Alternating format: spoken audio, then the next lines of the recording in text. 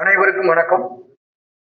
Online Rama டிவியிலிருந்து நான் வட்டுக்கோட்டை முருகானந்தம். ஜோதிட சாஸ்திரத்தில் பார்த்தீங்கன்னா 4 நட்சத்திரம், திதி, யோகம், கரணத்தை கொண்டது ஜோதிட சாஸ்திரம். இதில் 5 அங்கங்களை உள்ளடக்கியிருக்கிறது.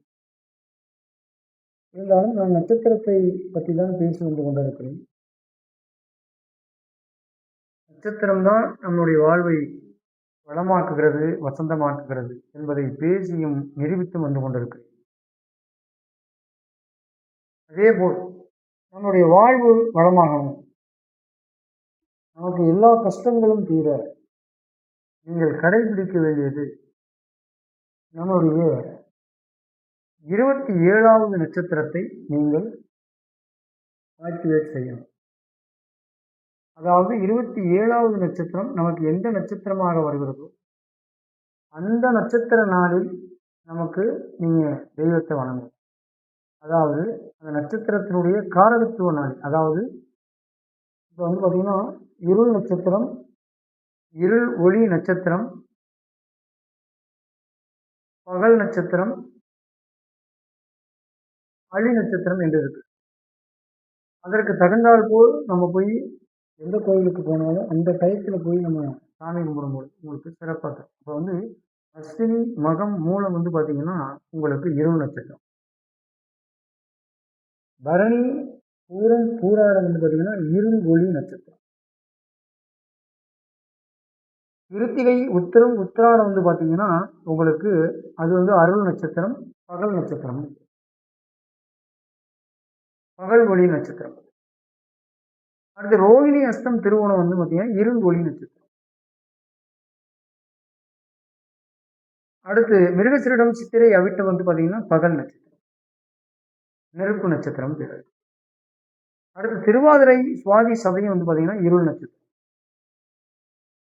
அடுத்து புனர்பூசம் விசாகம் பூரட்டாதி பார்த்தீங்கன்னா அருள் நட்சத்திரம். அடுத்து பார்த்தீங்கன்னா பூசம் அனுசம் உத்திரட்டாதி, இது பார்த்தீங்கன்னா உங்களுக்கு இருள் நட்சத்திரம், சனி பகவானுடைய நட்சத்திரம். அடுத்து ஆயில்யம் கேட்டை ரேவதி, இருள் ஒளி நட்சத்திரம். அது எப்படின்னா அந்த புதன் பார்த்தீங்கன்னா உங்களுக்கு ஆண் பெண் இரண்டையும் குறிக்கக்கூடிய கிரகமாக வருகிறதுனால அது இருள் ஒளி நட்சத்திரம். ஒரு ஆண் பெண்ணாக மாறக்கூடிய நட்சத்திரம் தான் இந்த ஆயில்யம் கேட்டை ரேவதி. அப்போ இந்த நட்சத்திர காரகத்துவ நாளில் நம்ம எந்த கோயிலுக்கு போனாலும் அந்த டயத்தில் போய் நம்ம சாமி கும்பிடும்போது ஒரு எனர்ஜிக்கு கிடைக்கும், ஒரு வெற்றி கிடைக்கும். உதாரணமா நடிகை இளைய தளபதி விஜய் அவர்கள் கரூர்ல பார்த்தீங்கன்னா இரவுல தான் அவர் கூட்டம் போட்டார். அதுல பெரிய ஒரு பிரச்சனை நடந்தது. அதன் பிறகு புனர்பூசத்தை அவர் இயக்க ஆரம்பிச்சார். பகல் அது அருள் நட்சத்திரம், பகல்லையும் நம்ம பண்ணலாம். அதனாலதான் 6 மணியோடு அவர் அந்த ப்ரோக்ராமை நிப்பாட்டினார். நானும் 1 வருட காலமாகவே அவருடைய நட்சத்திரத்தை வச்சு தான் நான் அவர் தான் வெற்றி பெறுவார் அப்படின்னு சொல்லிட்டு வந்துட்டு இருந்தேன். பூச நட்சத்திரம் வெற்றி பெறும் அப்படிங்கிறத நான் சொல்லிட்டு வந்தேன். அதே மாதிரி நடந்தது. ஆகவே ஒவ்வொரு மனிதனும் அந்த டயத்தில் போய் நம்ம சாமி கும்பிட்டா உங்களுக்கு ஒரு எனர்ஜி கிடைக்கும்.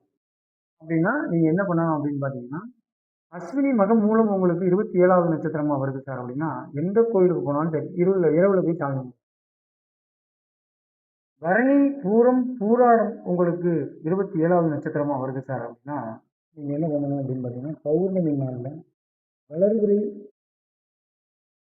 வளர்பிறையிலையும் பௌர்ணமியிலையும் நீங்கள் போய் எந்த தெய்வத்தை வேணாலும் வணங்குனீங்கன்னா உங்களுக்கு ஒரு எனர்ஜி கிடைக்கும், உங்களுடைய வாழ்வு ஒரு வசந்தத்துக்கு அழைத்துக்கு. அதே மாதிரி கிருத்திகை உத்திராடம்னா நீங்கள் பகலில் போய் எந்த கோயிலுக்கு போனாலும் பகலில் போய் நீங்கள் சாமி கும்பிடும் ஒரு எனர்ஜி கிடைக்கும். அடுத்து ரோகிணி அஸ்தம் திருவோணம், இது உங்களுக்கு 27வது நட்சத்திரமாக வருது அப்படின்னா நீங்கள் என்ன பண்ணணும் அப்படின்னு பார்த்தீங்கன்னா, பௌர்ணமி நாளில் சென்று வணங்கணும். அது எந்த கோயிலுக்கு போனாலும், அல்லது வளர்பிறையில் போய் நீங்கள் வணங்கணும். தேய்பிரையில் போகக்கூடாது. அடுத்து மிருகசரிடம் சித்திரை அவிட்டம் அப்படின்னா பகலில் நீங்கள் சாமி எந்த கோயிலுக்கு போனாலும் சரி, முருகன் கோயிலுக்கோ ஒரு அம்பாள் கோயிலுக்கோ போனாலும் பகலில் போய் சாமி கும்பிடுறது. மிருகசரிடம் சித்திரை அவிட்டம் 27வது நட்சத்திரமாக உங்களுக்கு வந்துச்சு.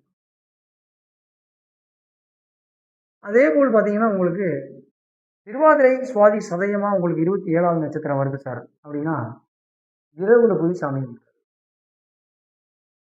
சாமி கும்பிட்டீங்கன்னா, உங்களுக்கு நற்பலன்கள் ஏற்படும். அதே போல் பார்த்தீங்கன்னா, உங்களுக்கு புனர்பூசம், விசாகம், பூரட்டாதி வந்து பார்த்தீங்கன்னா, பகல்லேயும் கும்பிடலாம், இரவுலயும் கும்பிடலாம். பகல்ல கும்பிட்டீங்கன்னா நல்ல சிறப்பு. அடுத்து பூசம், அனுசம், உத்திரட்டாதி. இது 27 வருது சார் அப்படின்னா, இரவுல போய் நீங்க கும்பிடணும். அப்படி கும்பிட்டீங்கன்னா, நமக்கு ஒரு எனர்ஜி கிடைக்கும். நல்லது நடக்கும். புரியுதுங்களா? அடுத்து வந்து பார்த்தீங்கன்னா, ஆயில்யம், கேட்டை, ரேவதி. இதுவும் நீங்க இரவுல கும்பிடணும். ஏன்னா, இது அடிநட்சத்திரமா இருந்தாலும் இரவுல கும்பிடும்போது, உங்களுக்கு இது 27 வரணும். வந்துச்சுங்கன்னா நீங்க பண்ணலாம். அப்படி பண்ணும்பொழுது, உங்களுக்கு வந்து பார்த்தீங்கன்னா, ஒரு எனர்ஜி கிடைக்கும். நம்ம போய் சும்மா எதார்த்தமா கும்பிடுறத விட, வணங்கும் நிலை நட்சத்திரத்தினுடைய காரகத்துவ நாள்ல நம்ம வணங்கும் பொழுது, ஒரு பெரிய ஒரு சிறப்ப கொடுக்கும். புரியுதுங்களா? அப்ப 27வது நட்சத்திரத்தினுடைய காரகத்துவ நாள்ல நம்ம வணங்கும் பொழுது, உங்களுக்கு வெற்றி. எல்லாத்துக்கும் வெற்றிய குடுக்கும். புரியுதுங்களா? அப்ப அஸ்வினி, மகம், மூலம் வந்து 27 வந்துச்சுன்னா, இரவுல போய் கும்பிடணும். பரணி, பூரம், பூராடம் வந்து 27 வந்துச்சுன்னா, பௌர்ணமி நாள்லயும், வளர்பிறை நாள்லயும் சென்று வணங்கணும். கிருத்திகை, உத்திரம், உத்திராடம் வந்து உங்களுக்கு 27 வந்துச்சுன்னா, பகல்ல போய் நீங்க கும்பிடணும். ரோகிணி, அஸ்தம், திருவோணம் உங்களுக்கு 27 வந்துச்சுன்னா, இரவுல பௌர்ணமி நாள்ல கும்பிடணும். அது எந்த தெய்வத்த வேணாலும் நீங்க கும்பிடலாம். இஷ்ட தெய்வம், யோகி, அவயோகி இதெல்லாம் இருக்கு. அப்ப இரவுல போய் நீங்க சாமி கும்பிடும்போது, இது ஒரு பெரிய ஒரு வளர்ச்சிய குடுக்கும். இது நட்சத்திரத்துல நம்ம எடுத்திருக்கோம். ஆராய்ச்சி பண்ணி எடுத்திருக்கோம்.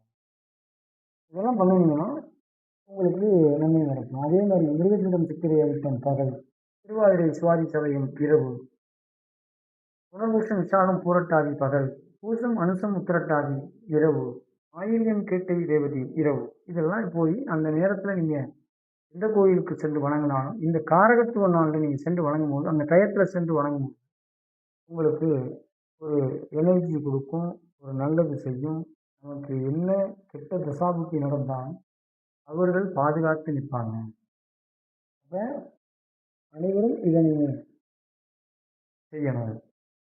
அடுத்து வந்து பார்த்தீங்கன்னா, என்னுடைய டிவிய ஆன்லைன் ராமர் டிவிய நீங்க சப்ஸ்கிரைப் பண்ணி, எனக்கு ஆதரவு குடுத்து, நல்ல ஆதரவு குடுக்க வேண்டும் என உங்களிடம் கேட்டு, நன்றி, வணக்கம்.